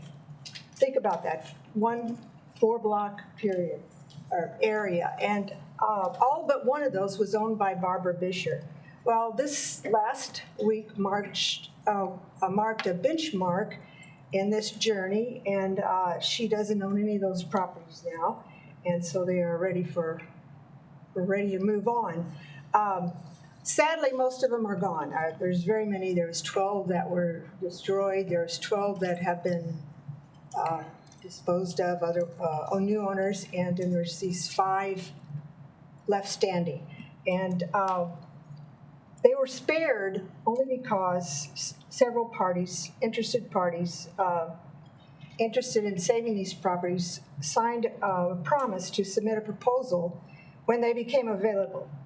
And Tony Smith and I was one of these interested parties. We put up $5,000 in an escrow to that purpose. These investors always understood that they wouldn't be given any special consideration and that others could submit proposals for rehabilitation of the buildings. I'm concerned that the current RFP as it's written does not specify that rehabilitation will be prioritized over demolition. I would like to see that change, because why else would we, the investors, have put up $5,000 to save the buildings only to see them knocked down? Another concern is the historic overlay district that was created 7 or 8 years ago that outlined design guidelines in the Capitol Avenue Historic District. The overlay was intended to assure that renovations or rebuilds would complement and conform with the historic elements of the neighborhood. We have heard, and I hope it's just a rumor or just idle talk, but we've heard that there is talk of easing these guidelines. And I would hate to see this. This would further diminish what remains of this historic district. It's already been damaged enough. Please honor the original intent of the earlier council in their efforts to revitalize this neighborhood in its historic context. I am asking 3 things. One, I'd like you to prioritize rehabilitation over demolitions. 2, I would like for you to adopt an objective scoring system administered by an impartial team to assure fairness and objectivity in the selection of the winners of the award. 3, I would like for you to leave the Capitol Avenue overlay guidelines intact to preserve this area's history. Thanks. Thanks for being here. Mr. Viley, I think you're next. Thanks for being with us. Thank you, Mayor. My name is Steve Wiley. I live at 1025 Adams Street. I have a business on East Capitol Avenue that I wanted to talk about. I did want to add my congratulations to the new council members. I used to sit in that seat over there for about 6 years, a long time ago, so I know a little bit about the responsibility you're getting into. Thank you for stepping forward to do that. 45 years ago, I started a business in Jefferson City called Communicate Incorporated.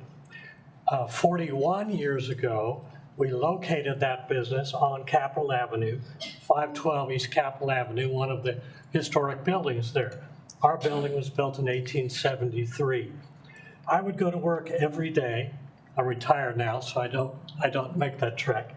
But I would go to work every day and be so discouraged at the deterioration that was happening all around us on East Capitol Avenue.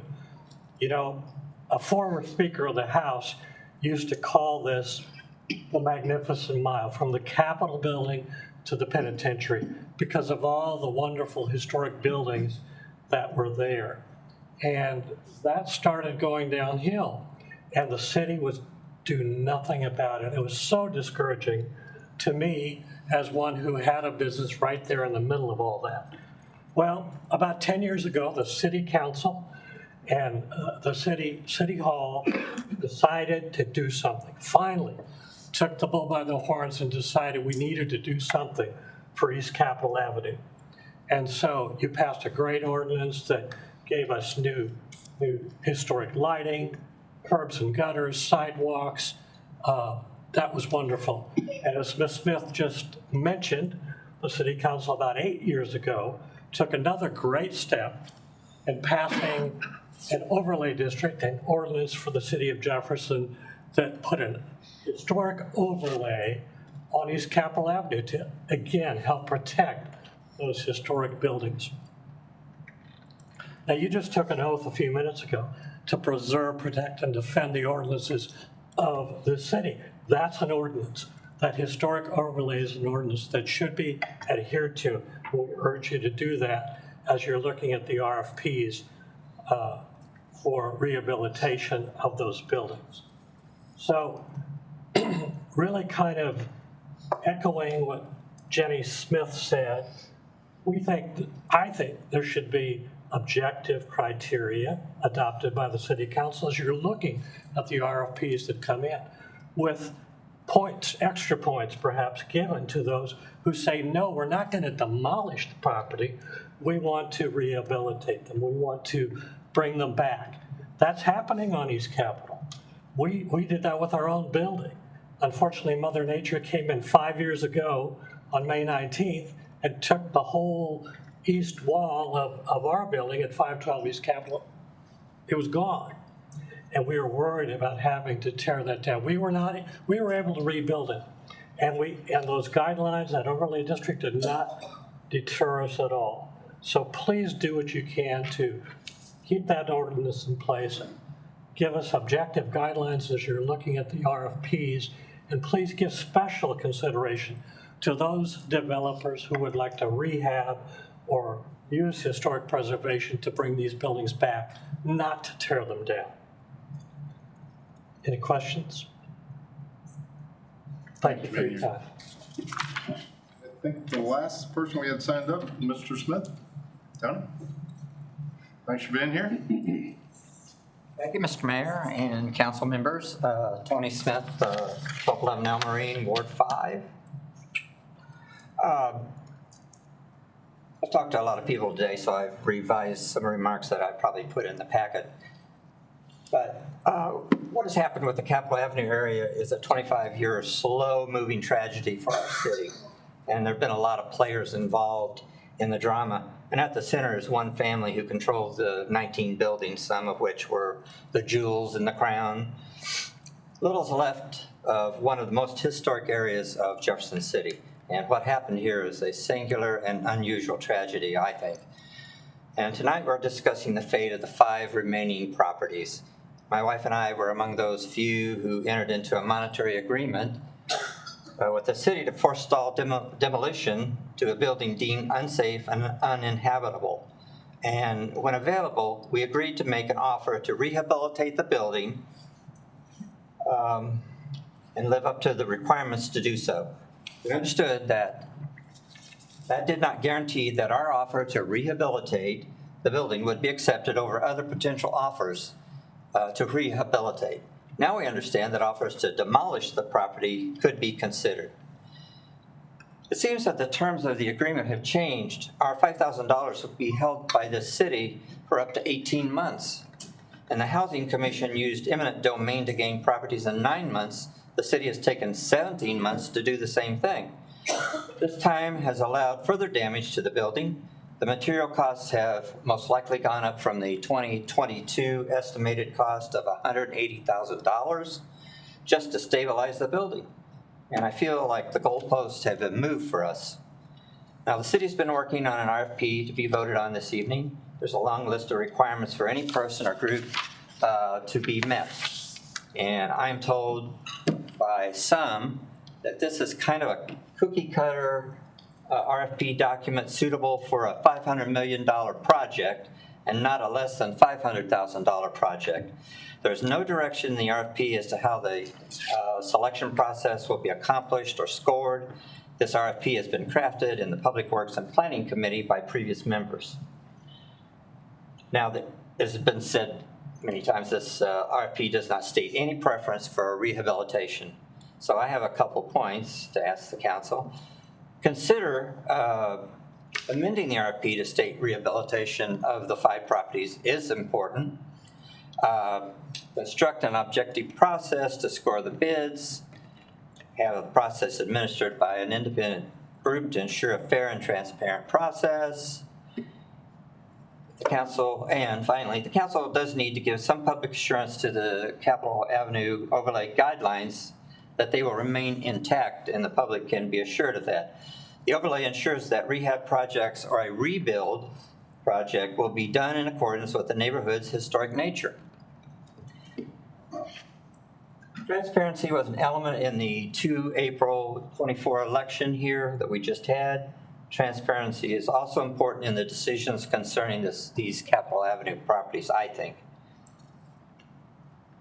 So, thank you for your time. Thanks. That is all we had signed up for tonight. All right. Appreciate all the comments, and I'm sure they will resonate with council as we move forward through the agenda. Item 9, we do not have anything on the consent agenda. Obviously, this is your first meeting of the new council year. Bills introduced. Item 10A. First item is 2024-001. An ordinance of the City of Jefferson, Missouri, amending the 2023-2024 annual budget of the City of Jefferson, Missouri by appropriating additional funds within the Police Department fund. Thank you. This bill is a request to utilize or move $35,077.48 in proceeds that were acquired through the total loss of a police vehicle. That is the insurance settlement that was provided to the city. We're asking to utilize that funding towards the purchase of a new vehicle for replacement. Although it will not cover the entire amount, we do have some extra money in the half-cent sales tax G and H that we can utilize to cover the rest. But our request is to utilize that insurance proceeds to replace that vehicle. Chief, any comments or questions? What's the anticipated in dollars? The anticipated the difference is around almost $14,000. Thank you.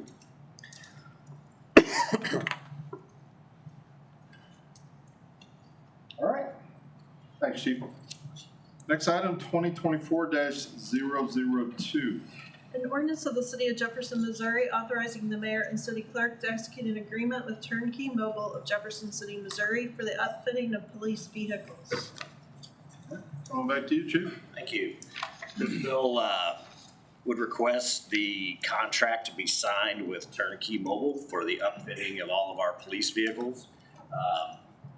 At the time that a police vehicle is purchased, that's simply the bare bones car. We've got to add light packages, antennas, all of our in-car cameras, all of the stuff that goes into it, the cages, and we generally run that through a contract. Turnkey Mobile has had that contract in the past, and it came back up for rebid. We did have 3 bidders, and it went out through an RFP process, and Turnkey Mobile was again selected as the best and fair offering. So we're requesting to sign that contract with Turnkey Mobile for the upfitting of all police vehicles for the next several years. It's 3 years. Questions or comments for the chief? Thanks, Chief. All right, we'll go to item 11A. If you were here at the previous meeting, Councilman Lester, we were going to have a public hearing. He presented the motion, which was accepted, to push this item forward to the May 6th meeting, where we will have a public hearing, and then that bill will be before council. Councilman Lester, did you have any other comments on 2023-095? No, not at this time. So it will be announced on the May 6th that we will do the public hearing that night, and then it will be available for council's discretion after that public hearing. So new council members, I'm sure you've looked at it, but I would just be prepared for that public hearing on May 6th. Takes us to the informal calendar, item 12A. First item is 2023-081. Marash. This would have removed a stop sign on Monroe Street, but I believe it's going to be left on the informal calendar by the sponsor, so it would expire today. I just want to make sure all new council members know that this has been on the informal. If it doesn't have action, you might want to talk about what is the perceived next step if it stays on informal. Yeah, it would die tonight if it stays on informal. The next step, talking with some of the council, they would like this to be brought back up at the Transportation and Traffic Commission meeting to give a chance for more input. I met briefly with some individuals from Cap Region this morning on a totally unrelated, but whoever is working on that committee may want to pull them into the discussion. They really weren't aware of the discussion. I don't know if they had a preference one way or the other, but they did indicate. So before pushing it forward. Takes us to Councilman Mueller. Thank you. It's interesting you had that conversation, because I had a similar conversation meeting with the president last week. And not that this would be, up at that level, but I just asked that they kind of regroup, and if they have a strong opposition to this, they let us know. So, but I will keep that on the informal calendar. The preference is to keep it on informal. Council understands that this issue will die, but it sounds like it's going to come back and kind of have a new life through traffic and transportation, maybe. At least others that have not had an opportunity to weigh in. The other two items you see listed, council actually took care of. They were on the informal, they were pulled off in the first meeting. So item B 2023-084 from last council year and 2023-085 were pulled off of informal.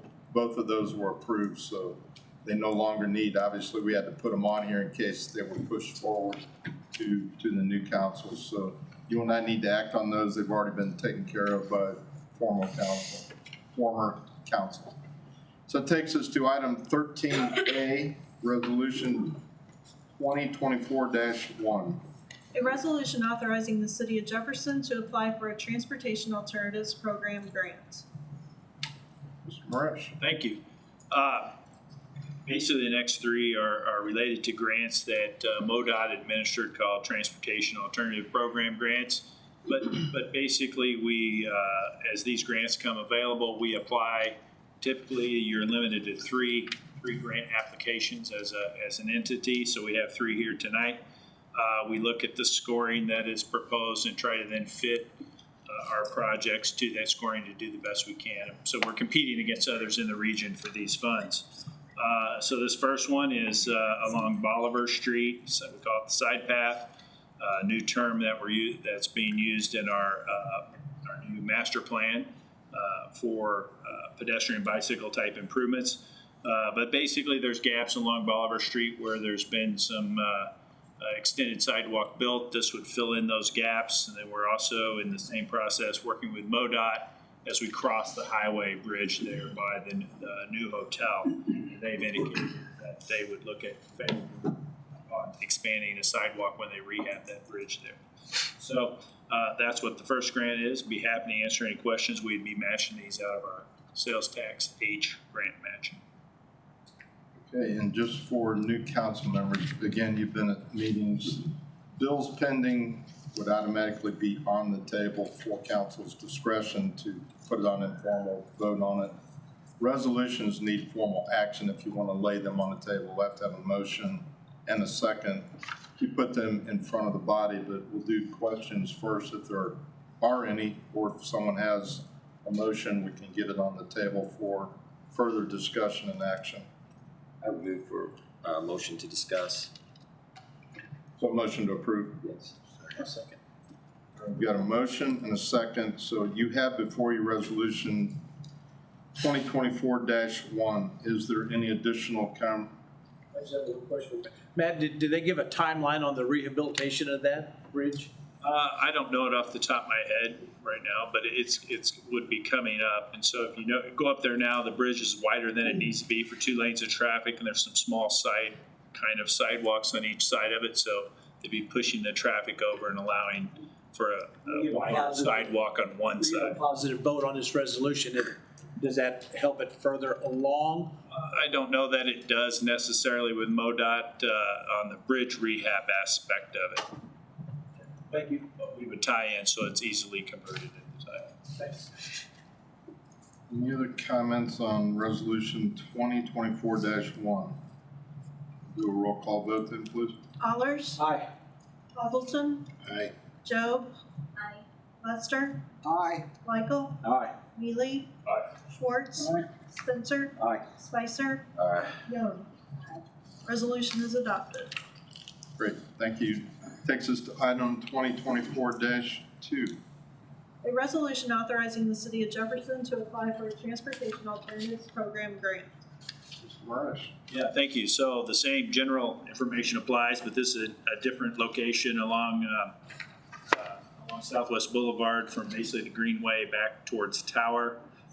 This ranked high in our newly adopted active transportation plan. Again, I believe it would score well in competing with other communities and matched out of sales tax age. Have to answer any questions. Questions on 2024-2? Same process, we'll need action if you want to push it forward. Second. Motion and second, any other discussion? Do a roll call vote. Hazelton, Aye. Job, Lester, Aye. Lightfoot, Aye. Neely, Aye. Schwartz, Spencer, Aye. Spicer, Aye. Young, Aye. Allers. Aye. Resolution is adopted. All right, takes us to item 2024, resolution 2024-3. A resolution authorizing the city of Jefferson to apply for transportation alternatives program grants. Morash, you're on a roll. Yep, thank you. So the third one, it'd be continuation of the side path on Southwest from Tower up to Stadium. So we're trying to move along Southwest Boulevard. I didn't mention, there are maximum amounts of funds you can apply for in this program. So these two max that out. The other thing about it I didn't mention, once we put these grant applications together and MoDOT goes through them, we'll be discussing them again at the various Campo meetings. Ranking will actually come out of Campo for our whole area, not just Jefferson City, but other communities in the county as well in that process. So again, a wider sidewalk along Southwest Boulevard here in this grant application. Comments? Questions? Action? Move to approve, please. Second. All right, we got a motion and a second. Seeing no other comments, we'll again do a roll call vote. Job, Aye. Lester, Aye. Lightfoot, Aye. Neely, Aye. Schwartz, Aye. Spencer, Aye. Spicer, Young, Aye. Allers, Aye. Hazelton. Aye. Resolution is adopted. All right, takes us to item 13D, which is resolution 2024-4. A resolution to authorize the city council to declare certain real estate as surplus and approving a method of disposition. Mr. Molman. Thank you. So this resolution follows along with City Code 26-6 for the disposition of real property by the city. So this resolution essentially takes two action. First action is declare a bunch of property as surplus. There are some vacant lots and some lots that have existing structure. The vacant lots are 109 Adams, 111 Adams, 405 East Capitol, 407 East Capitol, 409 East Capitol, 417 East Capitol, 410 through 416 East Capitol, 519 East Capitol, 528 East Capitol, 415 Commercial Way, 417 Parsons Way, 104 Jackson, 108 Jackson, 114 Jackson, 209 Jackson, and 320 Miller. There are 6 parcels that have existing structures on there. 113 Adams, 401 East Capitol, 429 211 Jackson, 212 Jackson, 611 Jefferson. So this resolution would declare all those properties as surplus, authorizing by the city. The second action that this resolution would accomplish would be approving a method of disposition. So the proposed method of disposition is by RFP. RFP for East Capitol area is attached as Exhibit A to the resolution. The resolution also specifies that if approved, that the properties at 611 Jefferson and 320 East Miller also be disposed by RFP that are similar in form to the RFP for East Capitol Avenue. So if this resolution is approved, city staff would then submit that RFP to the public and solicit responses and bids for the property. The RFP contemplates a 6-week time frame for potential bidders, respondents to get their proposals back to the city. And then And once proposals are back to the city, it would be up to the city council to determine who to dispose these properties to. And so the idea is that we would use, at least for the Capitol Avenue area, a single RFP to garner interest and to advertise, but then the city council would have the freedom to select one or many more properties. Many of these properties are separated from each other, and so I anticipate that some people are interested in one area but not the other. Contemplates that, and so that way, the city council can consider disposition of the properties in whatever configuration that comes before it as part of the responses from the public. So with that, I would be happy to answer any questions. So for clarification for council, you're looking for one motion to adopt each of those provisions? No, so just one motion to adopt the entire resolution, which subsumes. Yeah, yes, thank you. I didn't ask the question. So one motion to adopt. Yes. Theoretically, to adopt the resolution, Councilman Mealy. Thank you. If there's no questions, I've worked a little bit on an amendment I would like to present to my colleagues, and I believe that clerk has copies of those. If Emily, if you don't mind passing this out. One of the things that we looked at with this. I got a point of order. Well, the only thing, we don't have anything on the table right now. But it's a resolution, so we have to have something on the table for us. Okay, I will make a motion to accept the resolution.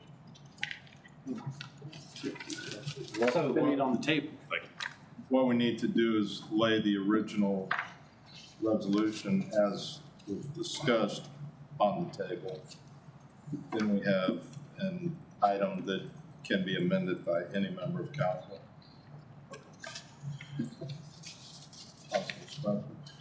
Move the resolution.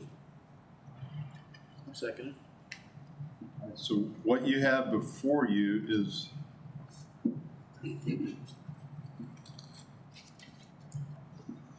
Resolution 2024-4.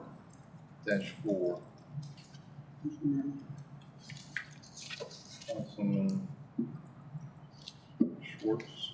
I'd like to speak on the motion. All right.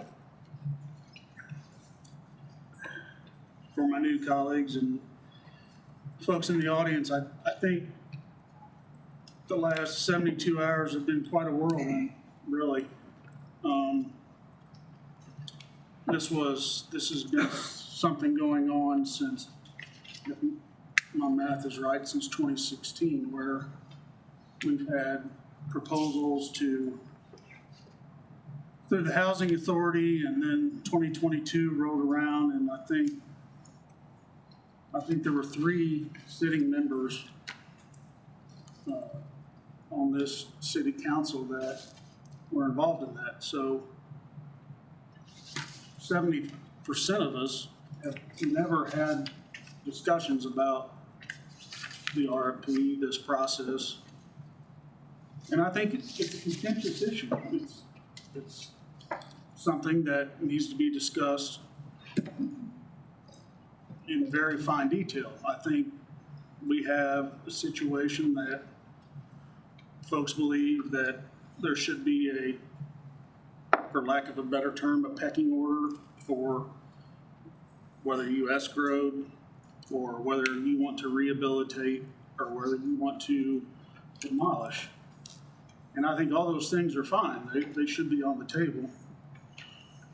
But I'm not so sure the folks in this room, especially our new colleagues, have been able to participate in what I consider to be a very important debate about the future of the area, but more importantly, Capitol Avenue.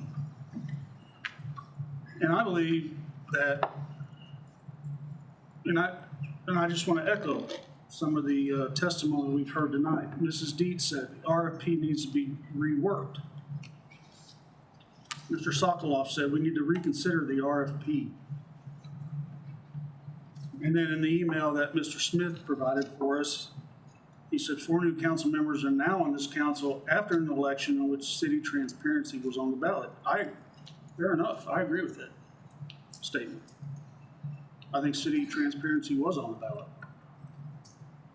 And I think the only transparent process for the new folks, for people like me and Mr. Eilers and Mr. Mealy, who are not here in 2022, would be to start over, to go back and to allow everybody here to hear public comment, to be involved in the process, to be able to ask questions. And I feel that as a member of this body, it would behoove us to allow that. I think all these folks who are getting these emails and getting a particular, I'm not going to say a side of the story, but a particular piece of a story that is more involved than just a small piece of the RFP. I think there is a history here that needs to be talked about. It needs to be enlightened to myself, to our new folks, and to be the most transparent I can be. It only makes sense in my mind that we recommend, that I recommend to recommit this to Public Works and Planning Committee, that we create a dynamic ability to allow public testimony, not just what we heard tonight, but if anybody tends to disagree, and that we move forward in that fashion. We got a whole new Public Works Committee that will be working on this. And I only think it's fair, I think it's transparent, and I think it's the best way forward. So with that, Mr. Mayor, I'd like to make a motion to recommit Resolution 2024-4 back to the Committee on Public Works and Planning. Second. We've got a motion and a second. Councilman Allers actually had his hand up, and we'll go to you, Councilman Mealy. I don't know that I saw any other hands, but Councilman Allers.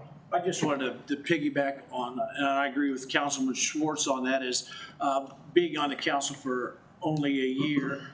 This is a very important piece of a puzzle that will eventually tie into hopefully what, if we do the conference center, what we do at the prison with the state on health labs, and then further a little bit down the road to the old shoe factory, which DNR is looking to make it a headquarters, that we do it right and have as much input and public engagement on this. And so I would agree, going back to the Public Works Committee with the new members and all that, and it gives them time, and then especially for me with the new RFP coming out, to better engage in that process. So I would agree with Councilman Schwartz on doing that for the better part, for more citizens to be involved. Councilman Mealy, thank you. So I agree with Councilman Schwartz on a number of things he said, and I will be more than happy to vote and participate in that process. One of the reasons I brought this amendment forth is because, you know, without communication, we don't really know what one another's doing and how folks are moving. So might be something we look at in the future, but I think it is a good time to start over and address a scoring criteria, an objective scoring matrix that is clear, and everybody knows how the process will occur. So I'm, although caught off guard here, maybe cut off, but I'm good to go. So I appreciate the the motion. Councilwoman Joe? I totally respect what you said and agree that I would like to have more conversation about this. A priority for me in this process is that we respect the essence of time in doing this, because the longer time goes on, people in preservation and our public safety personnel are just being put at more and more of a disadvantage. So by starting over, is there a way that we can do this in the least amount of time possible? Councilman Michael, did you have a comment? I was actually going to say the exact same thing. Those buildings aren't getting any better off by sitting there. So that would be my position is whatever needs to be done, let's do it as soon as possible. An expedited learning curve and review is definitely in order. And with that motion, could it include a timeline? So if he could amend his motion to include a timeline. Either he can or you can offer an amendment to them. If the motion prevails, it will go back to the committee and they will have their normal committee meeting in May. And then it will go to the council post that. Okay. Just a question for Councilman Schwartz. Can we also, as part of that review, include the Historic Preservation Commission? I don't care if they come first or after the committee. I don't know who that's up to. I don't think that's in mine. I don't know who gets to.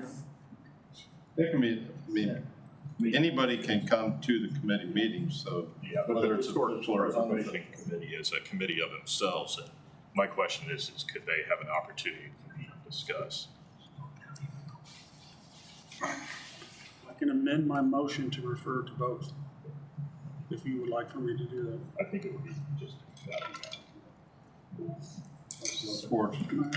I would like to amend the motion on the table to recommit resolution 2024-4 back to the Committee on Public Works and Planning, as well as the Historic Preservation Commission. Historic Preservation Commission. I'll second that. Who will take priority? At the end of the day, someone has to come back to council. I think Public Works should be the main body.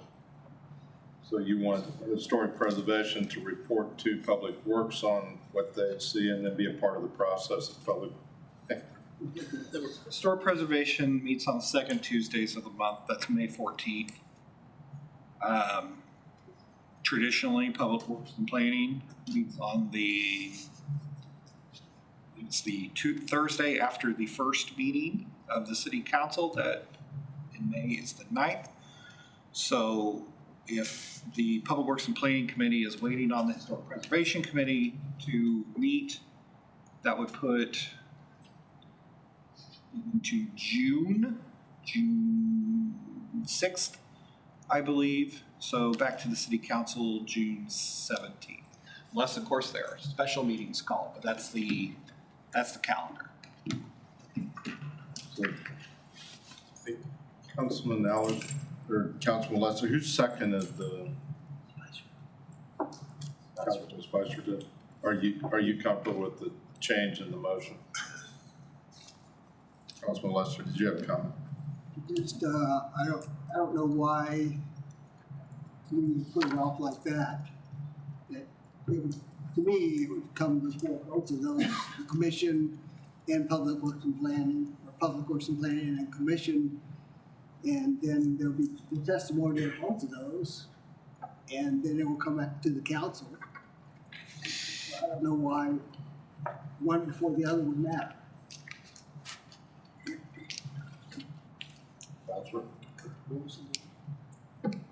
May 14th is the HPC. I think typically the HPC would make a recommendation to the council, and that recommendation to the council would flow through the Public Works and Planning Committee, typically. I think that's right. Because Public Works is an actual committee of council. And Mayor, I'm happy as a liaison to the HPC to talk with their chair and see that, you know, they want to do the meeting to say something.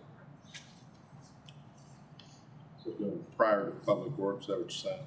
Whichever way it's gonna work, if they to save a week or two, I'm sure that maybe would want to do that. Any other discussion? Got an amendment to the resolution that was offered. The amendment is to refer the resolution to both historic preservation and to public works. It would ultimately be public works that will bring them back to council when their work is done. There's Bud. Roll call vote, please. Lester? Aye. Michael? Aye. Neely? Aye. Schwartz? Aye. Spencer? Aye. Spicer? Young? Aye. Allers? Aye. Hazelton? Aye. Joe? Aye.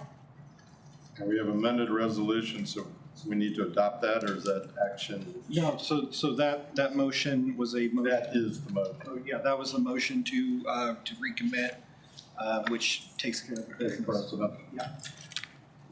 Did not need to vote on the underlying because the motion was made to precedent. All right, takes us to item 14A, which is approval of the meeting schedule, and you should have received a copy in your packet.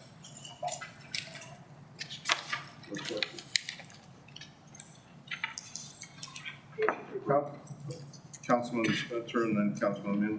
Yeah, I would like to make a slight change to the calendar for recognizing President's Day on Monday, February 17th, is what I looked up. I believe that is the date for 2020.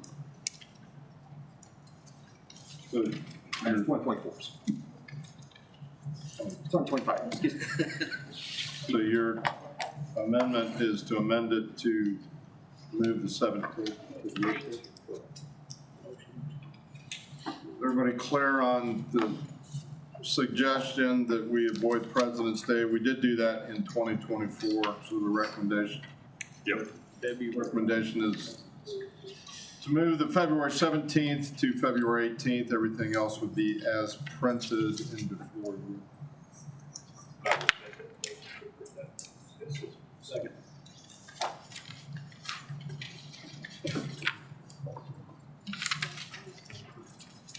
All right, all in favor? Aye. Any opposed? Great, thank you. That takes us to, we have no unfinished business. Myself in order here real quick.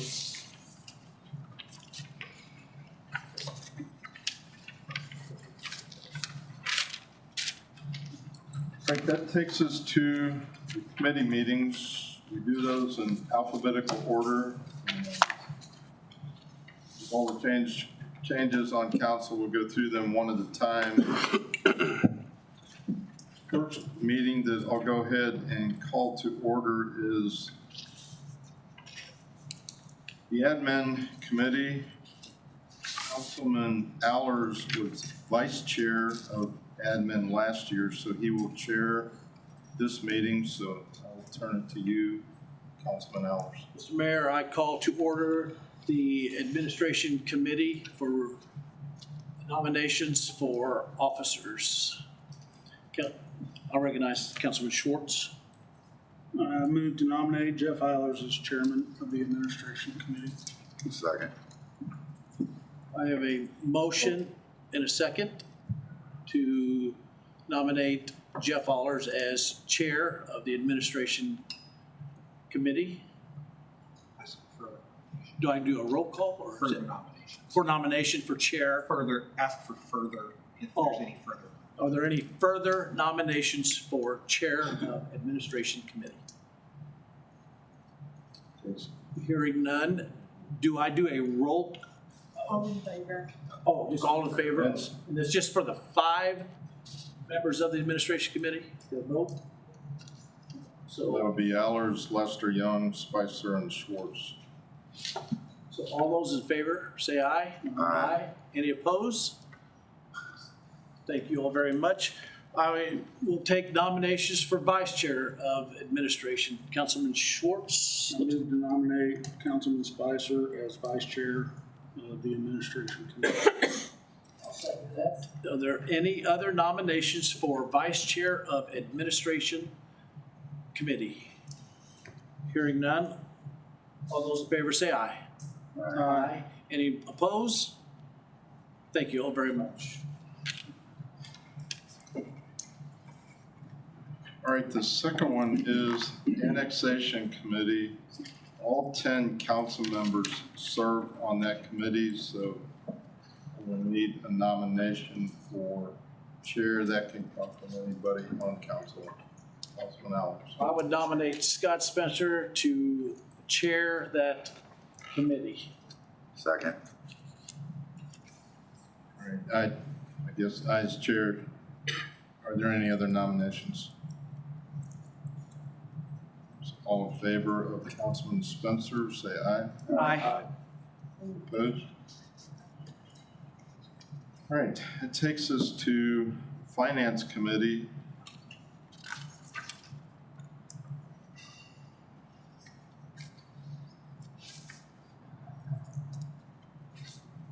And Councilman Allers is the ranking member on finance, so I'll turn it back to you, Councilman Allers. All right, Mr. Mayor, I call the Finance Committee to order and seek nominations for Chair of the Finance Committee. I'd like to nominate, Councilman Spencer. I'd like to nominate Councilman Schwartz for chair. I'll second that. Are there any other nominations for Chair of the Finance Committee? And it's on there, I guess it's Allers, Aaron Mealy, Scott Spencer, Chris Lykel, and Schwartz. Schwartz, I'm sorry, did I say, I missed, sorry, but I was looking at public service. I was looking at, I apologize. Are there any other nominations for chair?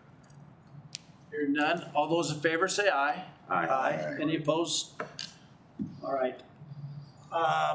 Now we are taking nominations for vice chair of the Finance Committee. Councilman Schwartz. Spencer. I'm looking right at you. Yeah. You talk so much. Both of you talk so much, it's hard to distinguish. That's a little No love lost here. There's a little story behind it. So, I'd like to nominate Councilman Lykel as vice chair of finance. I'll second that. We have a motion and a second for vice chair for Councilman Chris Lykel. Are there any other nominations for vice chair? Hearing none, all those in favor say aye.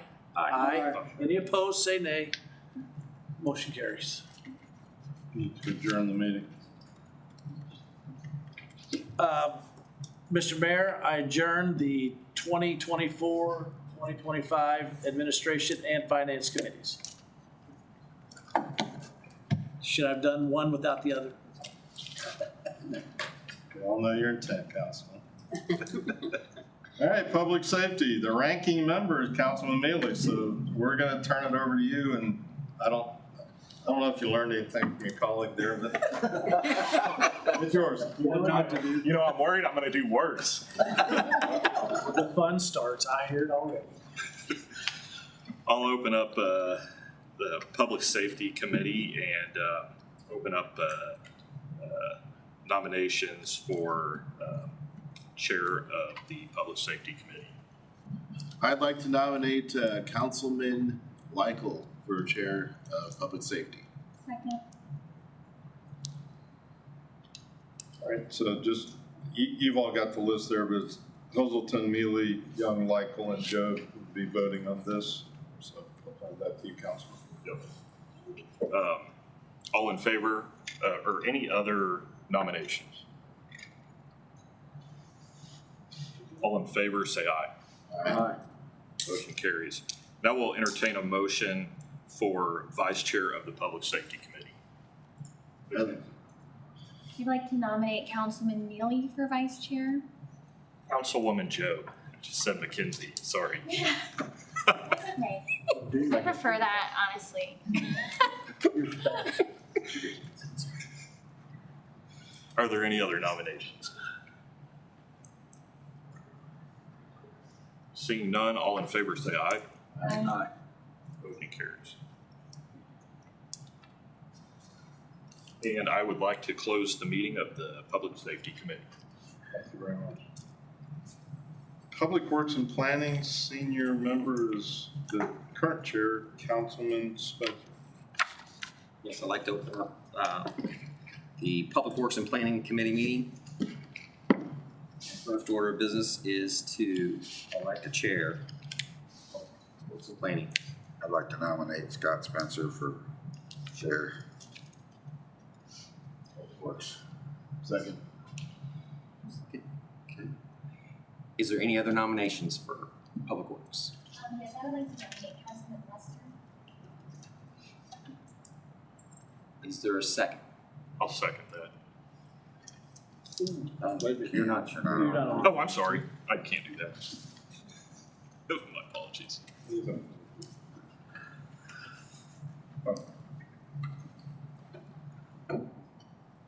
So we need a second?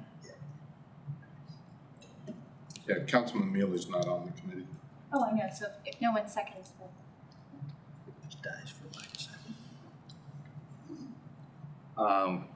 Move to close nominations for chairman, Public Works and Planning.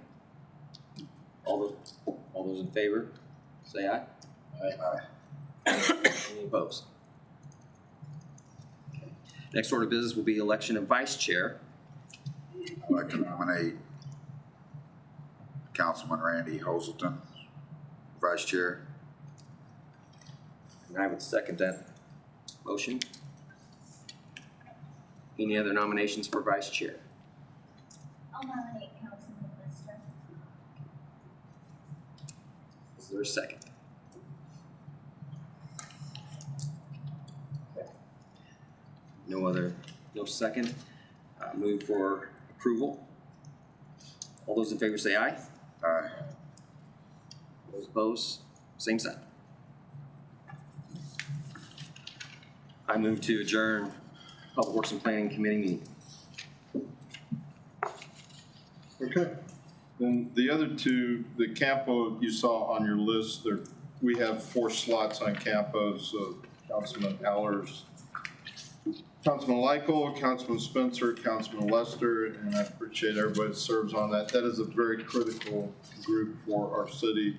We've got some exciting things going because of the work that has been done by council members that have participated there. So those 4 will participate in Campo. And then, as you know, earlier in the agenda, we did planning and zoning and board of adjustment. And I appreciate the folks that stepped up to serve on those 2. I don't want to put pressure on you, Councilwoman Young, in your first meeting. We've always looked to the third ward to kind of get us out of here, so you're welcome to make that motion if you'd like to do that. Yes, Mr. Mayor, I move that this meeting be adjourned. Second.